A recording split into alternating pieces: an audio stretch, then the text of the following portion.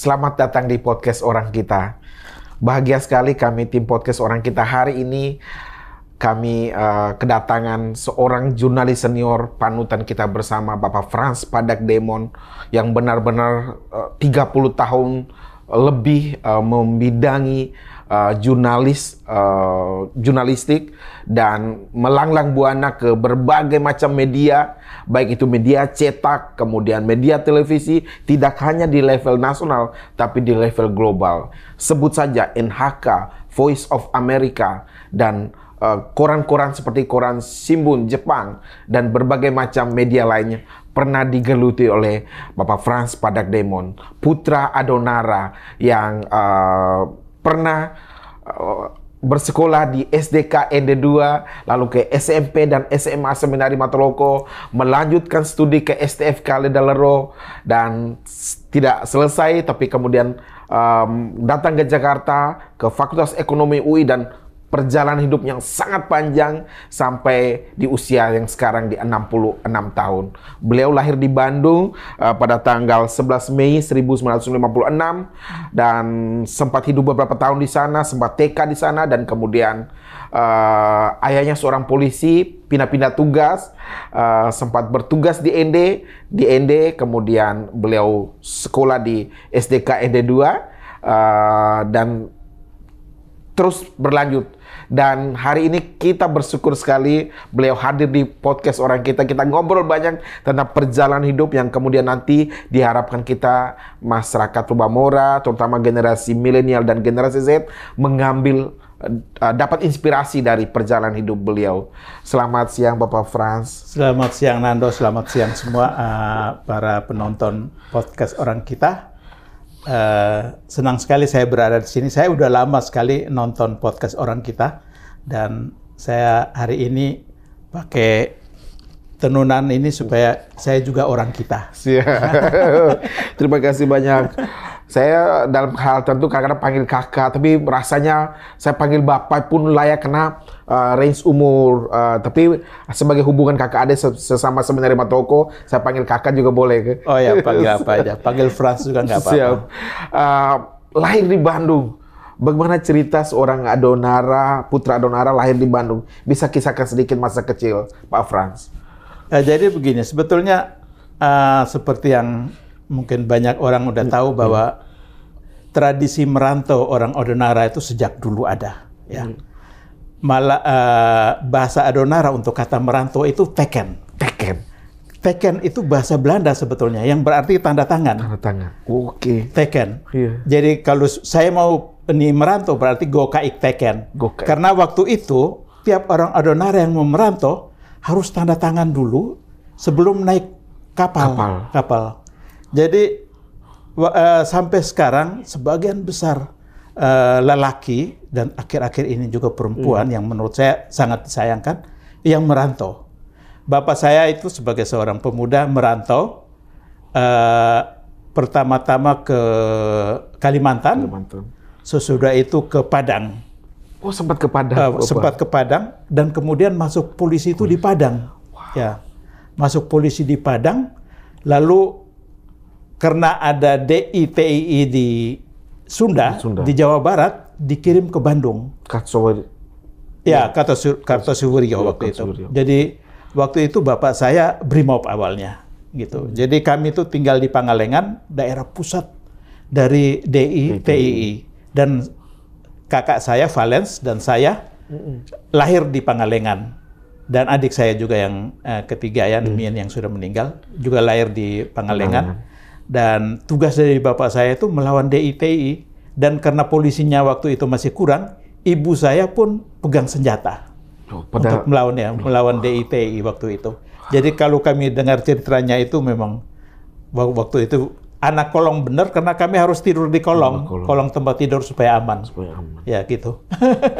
Lahir di Bandung. Ya, lahir di kemudian Bandung. Sempat TK di sana. Ya. Kemudian 1 atau 2 tahun setelah TK ke Jakarta, kami tinggal di Blok A, Asrama Brimob Blok A situ. Kemudian dari situ ke Singaraja di Bali, di Kampung Tinggi namanya. Nggak lama di Kampung Tinggi, lalu dikirim ke ND. Ende cukup lama. Ende lama.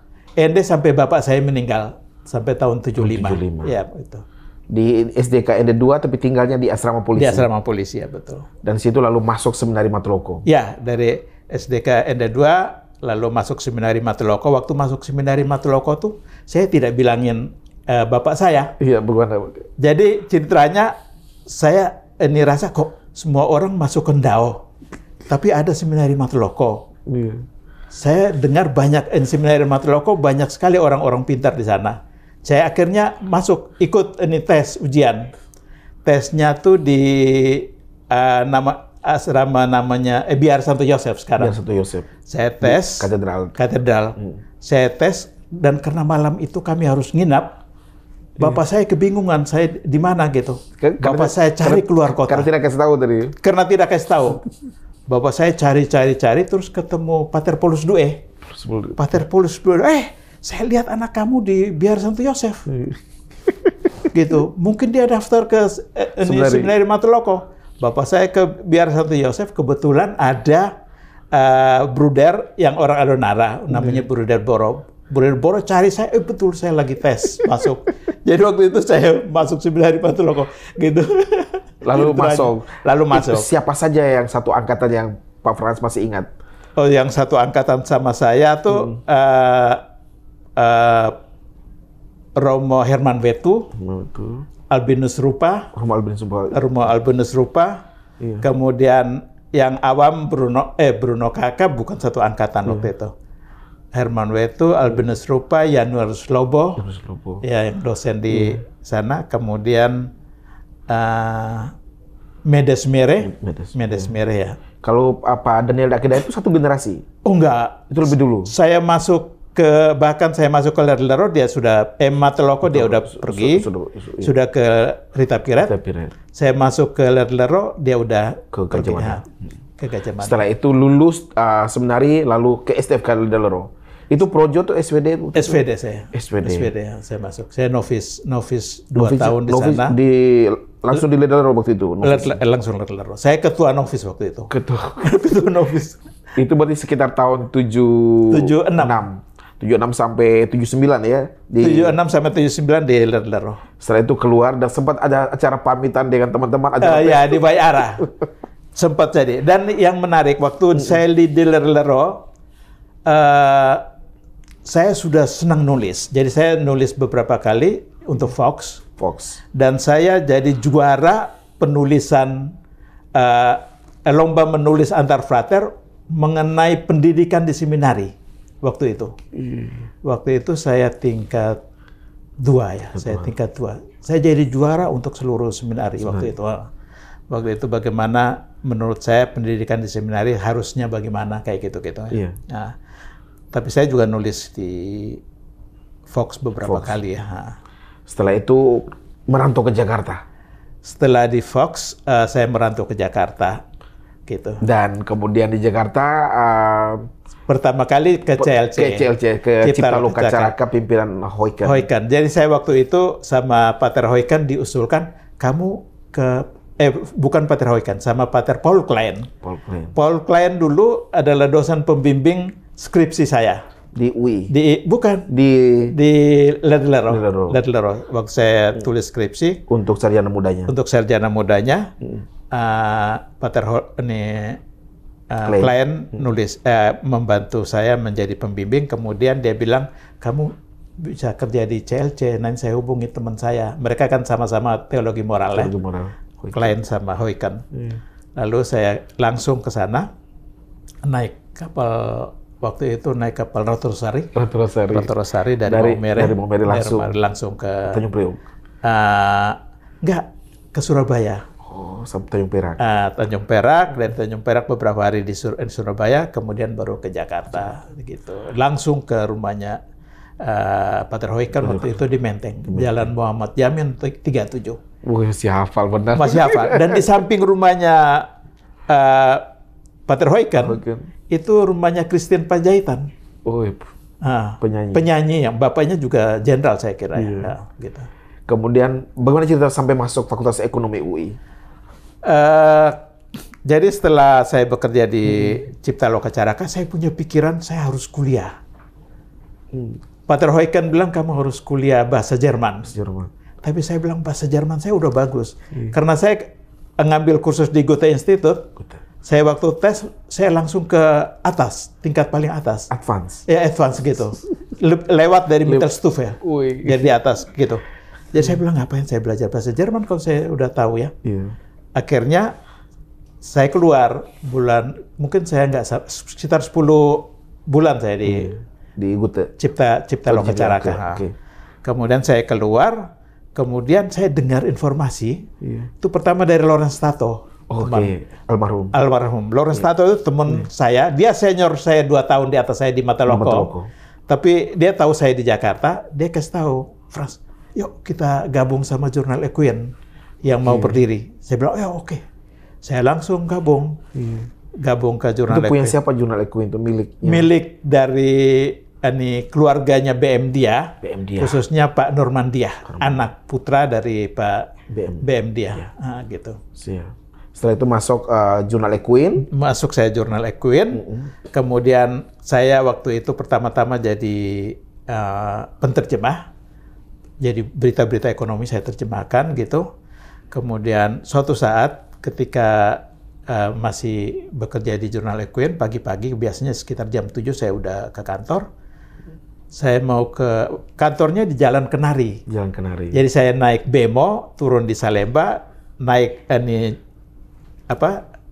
jembatan layang, penyeberangan. Kemudian begitu turun, saya lihat di depan UI kok rame. Gitu. Saya bilang, oh, ini mungkin demo ini. Dan saya waktu itu sebagai wartawan ya, meskipun tidak ke lapangan, saya pikir ini mungkin ada berita yang bagus. Ada yang menarik. Saya masuk ke dalam, saya tanya, ada apa ini? Mereka bilang, oh ini pendaftaran mahasiswa baru untuk tahun 81 gitu. Oh, saya pikir demo gitu, karena waktu itu zaman demo-demonya UI kan demo terus ya waktu itu. Kemudian saya bilang, saya pikir demo. Terus dia bilang, kamu mau daftar nggak?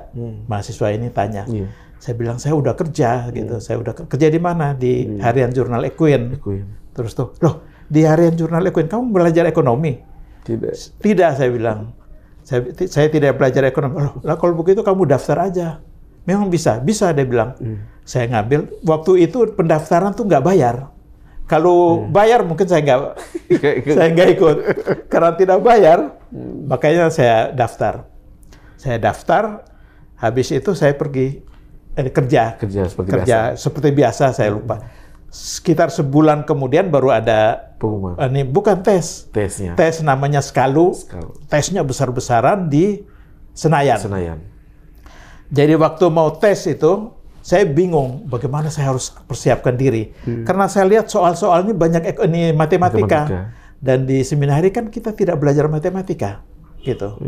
Jadi saya minta kakak saya dari Bandung yang belajar di ITB untuk ngajar saya matematika.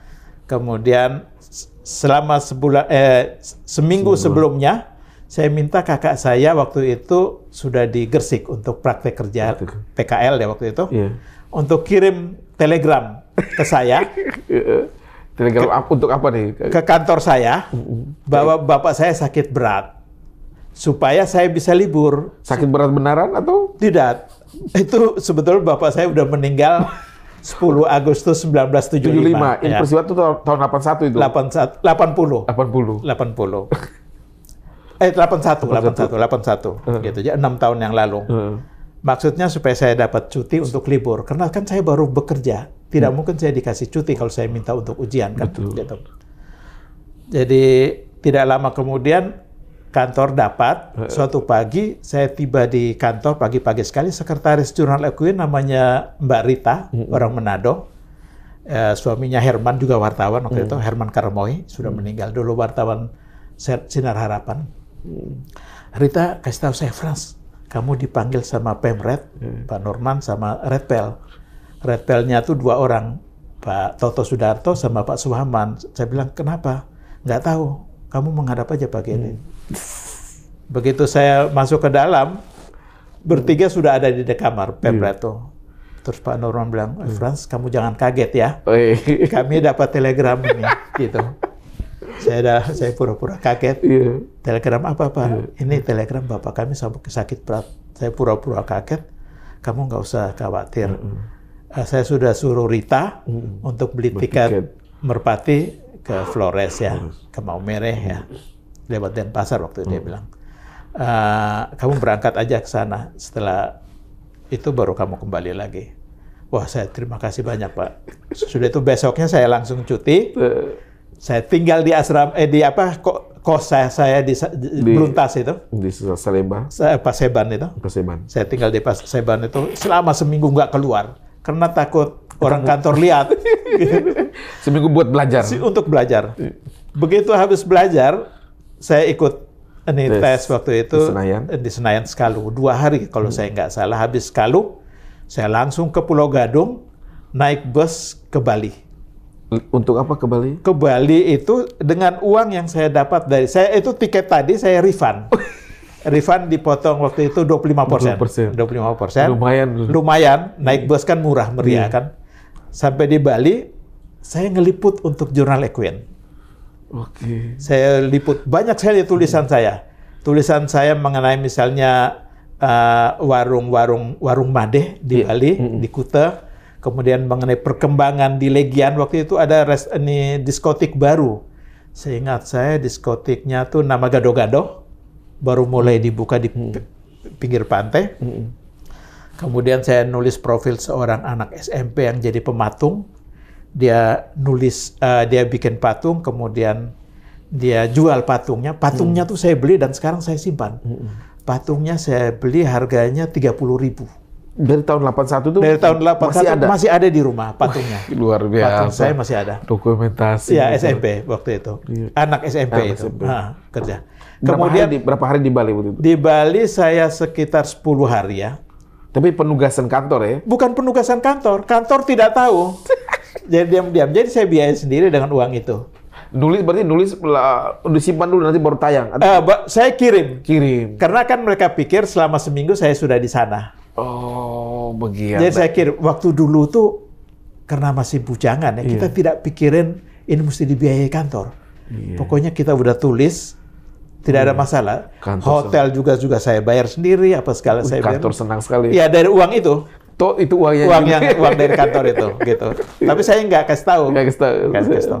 Jadi saya pulang naik bus sampai di Solo itu sekitar jam maghrib ya, jam 6-an gitu.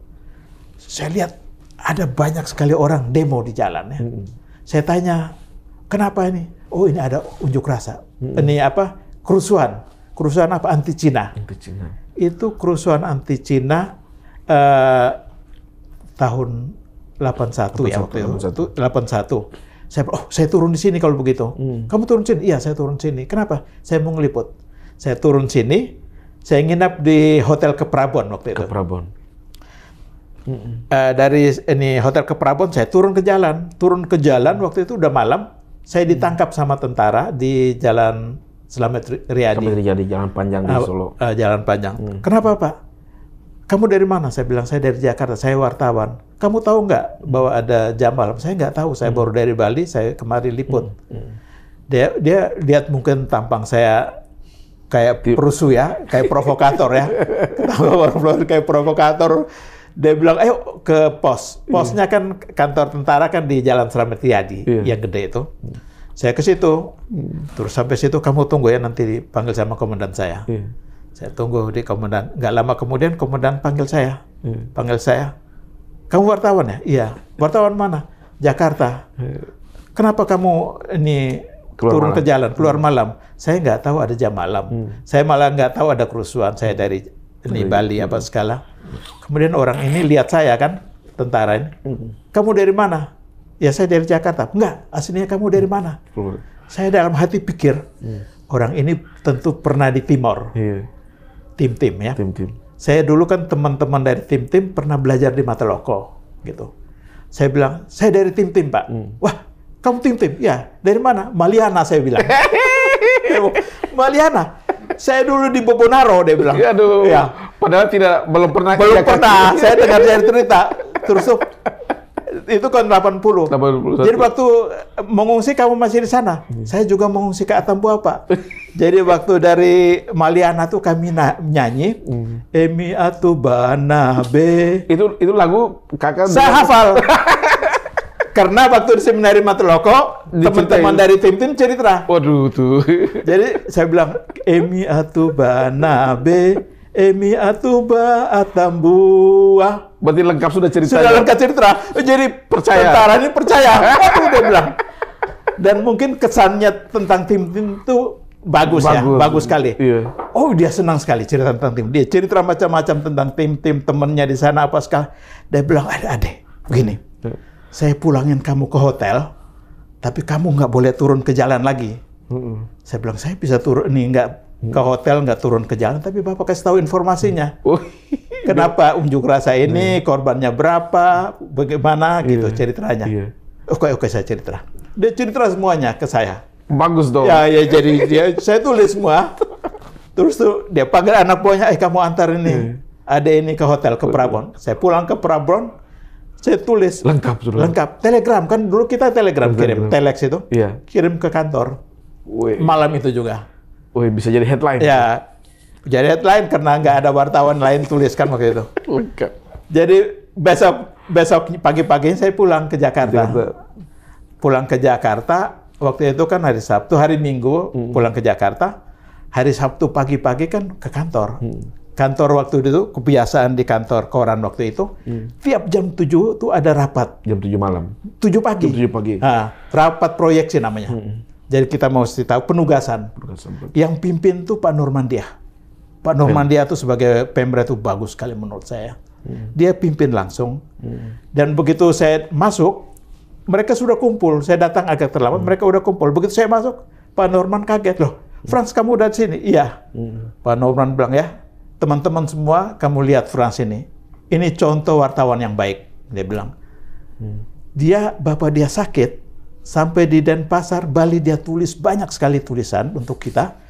Dan sampai di Solo, dia bikin scoop, berita eksklusif mengenai kerusuhan di Solo. Padahal bapaknya masih sakit. Bapak saya udah meninggal. Iya, tidak maksudnya. Dalam ceritanya mereka. Cerita ya, dia. Sampai sekarang Pak Norman nggak tahu. Gitu. Mudah-mudahan Pak Norman nggak nonton. Tapi hubungan saya sama Pak Norman sampai sekarang baik sekali. Waktu anaknya ini menikah, anaknya menikah sama anaknya Marini Sardi. Ini ponak, ya Idrisari, ponakannya si Yapto. Anaknya meninggal, saya jadi panitianya. Waktu itu saya bekerja sama BMDia waktu itu. Jadi hubungan saya sama BMDia, keluarga Normandia itu baik sekali. Berarti setelah itu sambil kerja di Jurnal Equine, jadi mahasiswa UI? Enggak, belum. Jadi saya nggak kasih tahu bahwa saya ujian. Betul. Kan lama ini hasilnya, pengumumannya kan. Hampir sebulan. Ya, sebulan lebih waktu itu. Karena pengumumannya tuh kalau nggak salah Juli ya. Juli. Nah, itu kan mulai bulan April ya, gitu. Jadi saya lupa bahwa saya pernah ujian. Jadi saya lupa.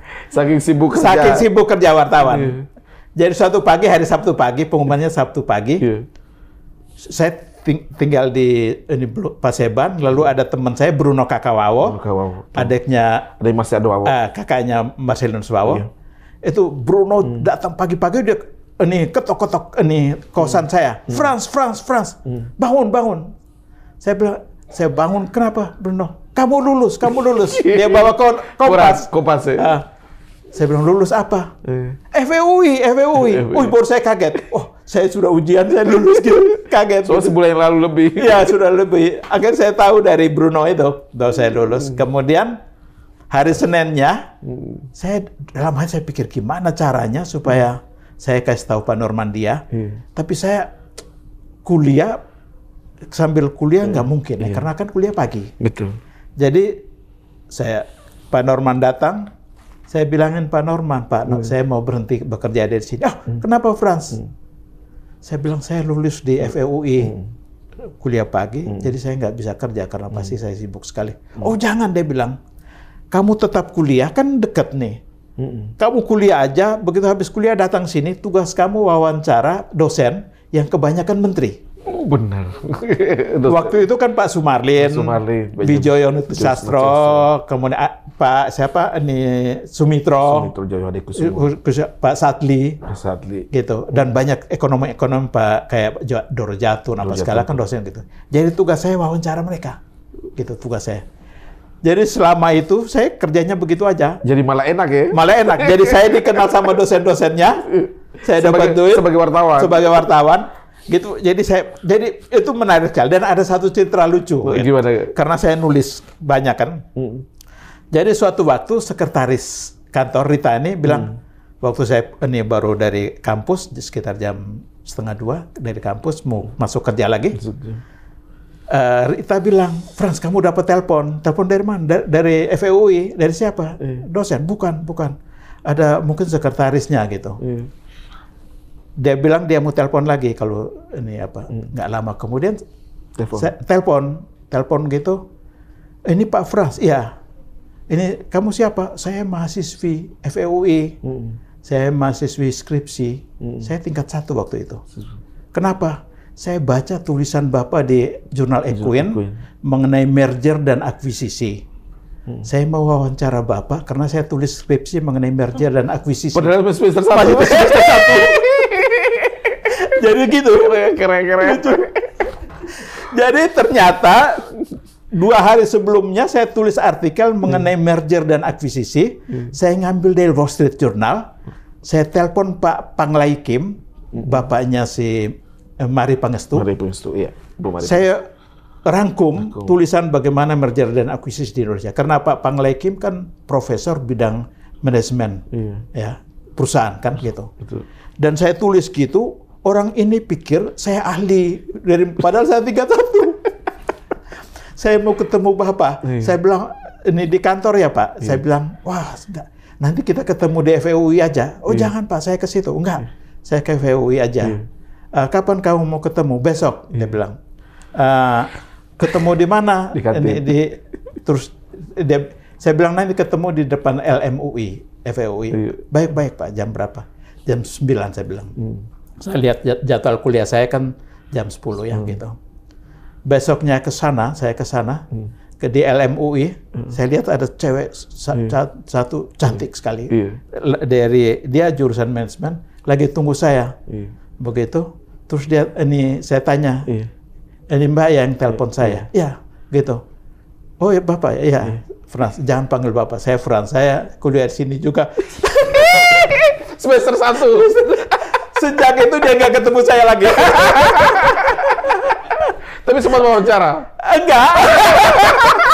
Saya hanya kasih dia itu. Aduh. Saya kasih dia literaturnya. Saya kasih dia literaturnya. Karena selain dari Wall Street, saya ada beberapa buku mengenai merger dan akuisisi. Waktu itu kan fenomena merger dan akuisisi itu baru. Baru benar. Di Amerika pun baru, gitu. Masih tahun 80-an masih tahun 80-an awal. Jadi saya kasih ke dia gitu, Setelah itu dia nggak pernah ketemu saya lagi. Lucu sekali. Jadi hal-hal yang menarik, benar gitu, Pak. Sebagai mahasiswa akan selalu diingat itu. Iya.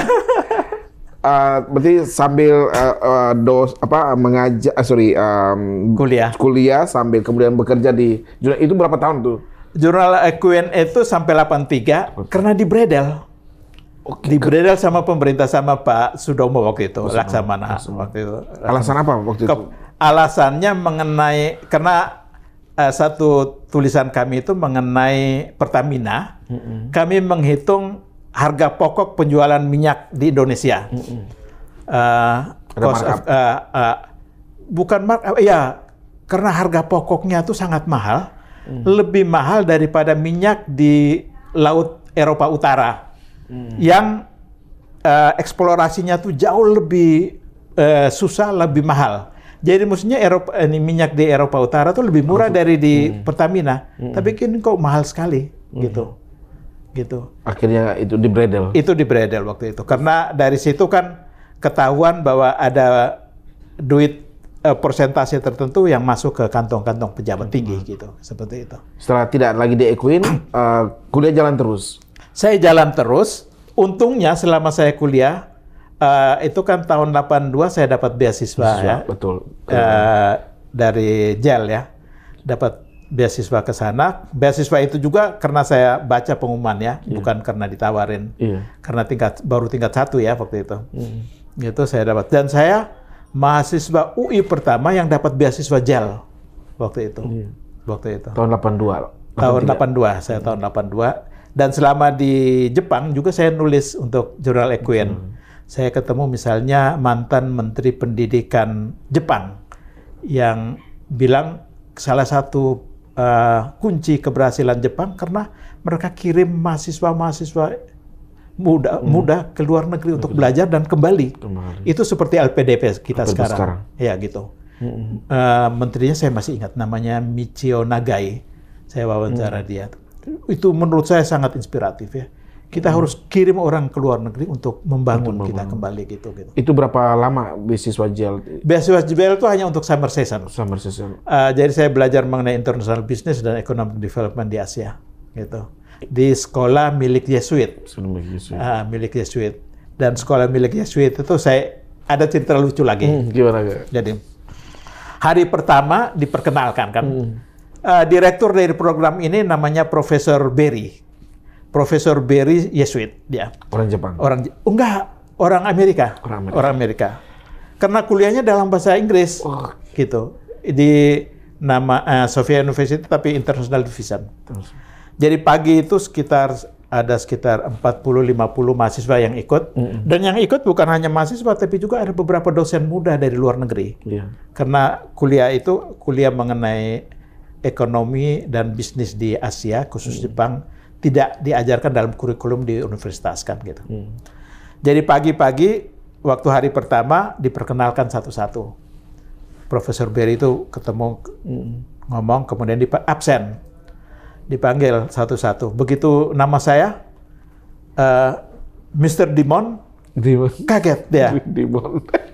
Dia kaget. Dia kaget. Are you a demon? Are you a demon? Saya bilang, saya kaget juga awalnya. Saya bilang, yes. I'm a demon, but holy demon. Saya demon, tapi holy demon. Saya bilang, just like James Cardinal Sin. Yes. Di Filipina, namanya Sin, namanya dosa, tapi dia kardinal. Begitu juga saya demon, tapi holy demon. Kaget semuanya. Tertawa semuanya mereka. Dan sejak itu saya kenal baik sekali sama mereka. Salah satu peserta dari situ ada satu mahasiswi dari Boston, orang Jepang, yang cucu dari pendiri Toyota. Beberapa minggu kemudian kami diajak ke pabriknya Toyota di Nagoya waktu itu. Wow, menarik. Padahal masih semester awal tuh sudah jalan-jalan. Ya, jalan-jalan. Itu nanti yang bekal Pak Frans nanti menjadi jurnalis NHK pada akhirnya nanti. Ya, itu yang memicu saya. Karena salah satu acara yang kami lakukan berkunjung ke NHK. Oh, di JAL itu? Selama program itu. Itu berarti 4 bulan? Sekitar 3 bulan. Kami ke Kyoto, ke Hokkaido, kemana-mana waktu itu. Dan selama itu, kalau akhir pekan kita bisa keluar dari Tokyo tanpa ikut program, nanti tiketnya tuh free. Karena JEL yang biaya. JEL ini Japan Airlines. Japan Airlines ya. Wow. Japan Airlines. Dan dari Indonesia, Pak Frans sendiri? Dari Indonesia ada beberapa orang. Dari UI saya sendiri, dari Gajah Mada ada satu, dari IKIP Malang satu, dari IPB satu. Jadi dari ASEAN itu, dari Indonesia ada 4 atau 5 orang gitu. Wow. Itu pengalaman sambil kerja, sambil kuliah. Katanya sempat dalam waktu bersamaan kerja di 5 tempat itu bisa diceritakan? Waktu saya sambil kuliah itu, jadi saya sebetulnya waktu datang ke Jakarta kan sebetulnya untuk bekerja kan, untuk kuliah. Jadi bapak saya udah meninggal, kakak saya masih kuliah, jadi saya mau bekerja gitu. Tapi kemudian karena mau kuliah, saya harus bekerja. Dan saya lihat kemungkinan untuk bekerja di Jakarta itu besar sekali. Kalau kita punya kemampuan menulis. Karena waktu di Ledlaro pun, waktu masih kuliah, saya sering nulis untuk majalah psikologi Anda. Yang di Jakarta. Gitu. Jadi saya tahu bahwa kemampuan menulis itu penting, bukan hanya untuk mengasah kemampuan intelektual kita, tapi juga untuk cari duit. Cari duit. Makanya saya kerja. Jadi waktu saya pernah bekerja di 5 tempat, selain di Infobank ya, saya dapat beasiswa dari Bank Duta waktu itu, dapat kerja di Infobank untuk majalah Infobank. Kemudian saya bekerja di koran Mainichi Shimbun, Jepang punya bersama Mr. Yasuo Kusano. Kemudian, tapi kerjanya tuh hanya di Infobank itu hanya hari Sabtu karena saya kuliah. Lalu di Mainichi hanya jam 6 sampai jam 8 malam. 2 jam lebih. 2 jam lebih, sesudah itu diajak makan malam, restoran Jepang, ya karaoke gitu. Iya. Kemudian saya bekerja juga di Thomas Cook Travel Check. Thomas Check yang Financial Services. Yang tugasnya jual travel check sama dinar. Menjelang apa? Waktu itu saya jadi manajer untuk Indonesia. Itu waktu saya lebih banyak di situ sebetulnya. Di travel check ini Thomas Cook. Thomas Cook. Waktu itu travel check belum begitu banyak ya. Yang ada baru Thomas Cook, kemudian Citibank, American Express. Kemudian saya bekerja di Indonesia Magazine. Indonesia Magazine itu majalah untuk mempromosikan Indonesia yang dimiliki oleh yayasan yang dipimpin oleh Mbak Tutut. Putrinya Soeharto. Dan kantor dari Indonesia Magazine itu di Jalan Pegangsaan Barat. Daerah Salemba juga persis ya? Di depan, di Penogoro. Dekat PDIP. Oke. Jadi persis di depan asrama UI. Gitu. Jadi gampang. Saya tinggal di asrama UI. Ke situ gampang saya nulis. Paling saya wawancara pengusaha asing internasional gitu. Dalam bahasa Inggris itu? Dalam bahasa Inggris. Lebihnya dalam bahasa Inggris. Jadi waktu saya mahasiswa duitnya lumayan ya waktu itu. Lumayan banyak. Wah, 5 pekerjaan dalam satu waktu jadi hanya bagi waktu. Bagi waktunya. Lalu lulus UI sekitar tahun 86. Ya. Saya terlambat banget sebetulnya.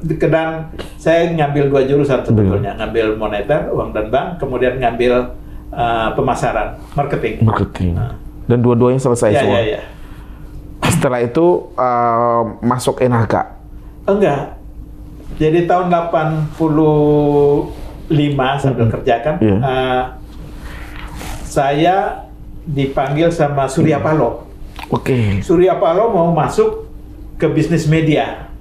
Okay. Dia belum punya bisnis media, dia punya bisnis Indocater sama bisnis peralatan mobil namanya Ika Mataram.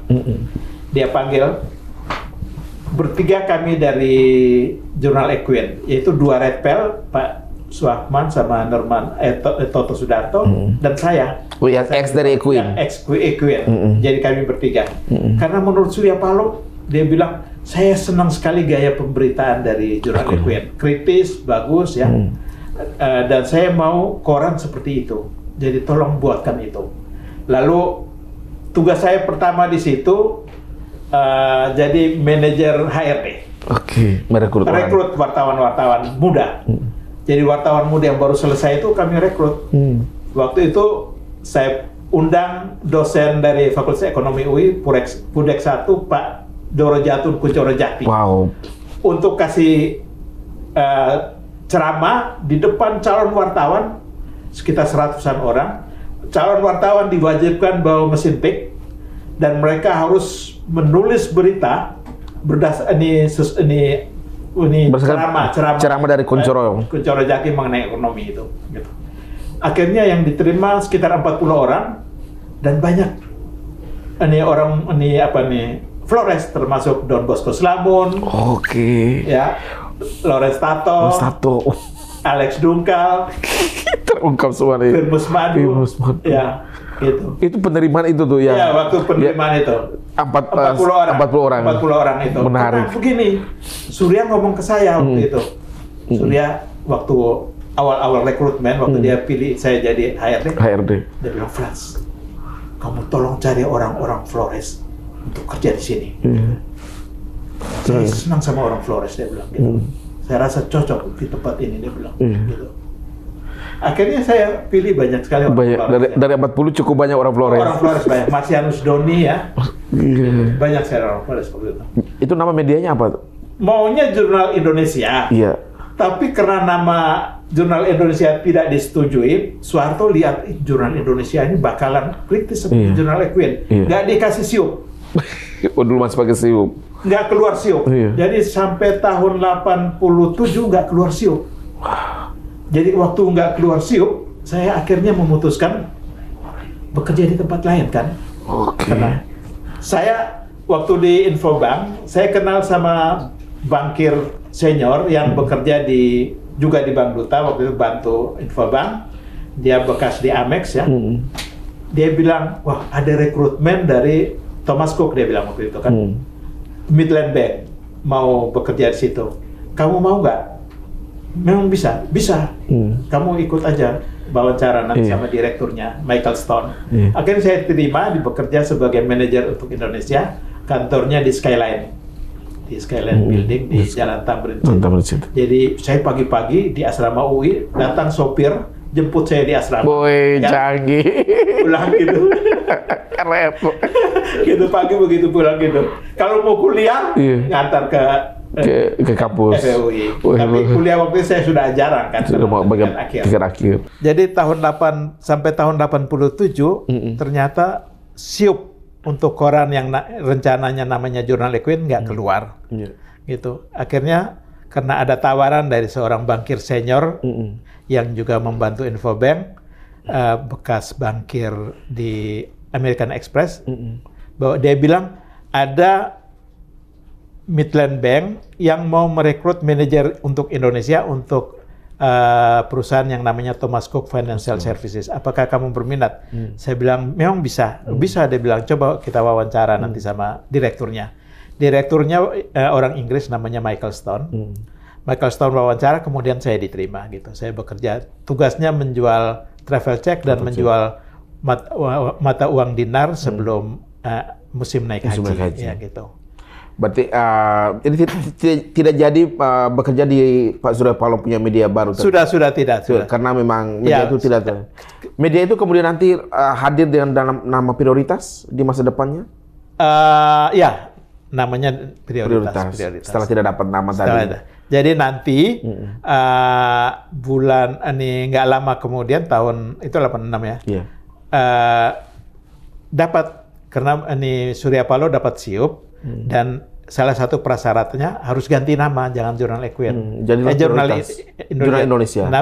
Ganti jadi prioritas. Jadi waktu mereka mau terbit prioritas, saya ditelepon. Ya Frans gabung lagi katanya.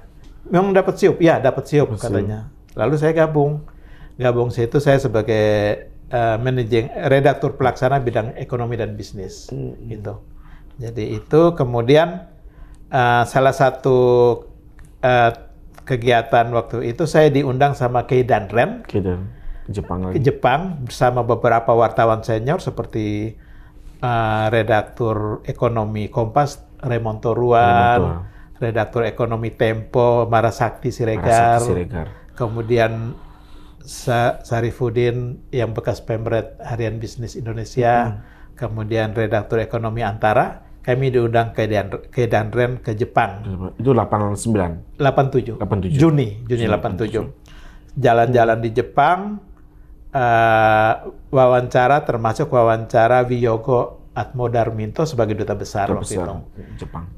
Waktu itu dalam wawancara itu duta besar tuh mengkritik BKPM yang dipimpin oleh Pak Ginanjar.